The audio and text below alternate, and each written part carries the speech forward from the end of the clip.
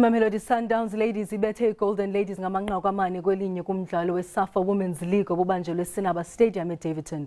iSundowns iyiphumelele yonke imidlalo yayo yaleLeague yamanina nesekwee kulonyaka. Phakathi kwayo neTuks Ladies, elinye lalamaqela kucingelwa ukuba lingayithwala intshinga yeLeague ekupheleni kwesizini.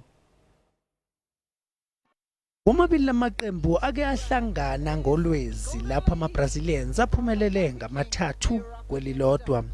Soloko kwaqala lo mqhudelwano iSundowns Ladies ingenelwe amagoli ayisithupha. Kanti ke iSundowns sinabadlali abanesipiliyoni nabakade bedlala emqhudelwaneni weFIFA Women's World Cup. Abadlali abanjengo-Andile Dlamini kanye noKarabo Dlamini babemele iNingizimu Afrika eFrance. Leli qembu laseClorcop lifike lagcwala esiswini salenkundla nokubasize kakhulu ngoba iSundowns ishaye igoli lokuqala emzuzwini eyi-18. Kudlule imizuzu emibili nje kuphela yaphinda futhi yahamba phambili ngamabili eqandeni esiwombeni sokuqala ngebhola elishaywe uRhoda Mlawudzi. Phakathi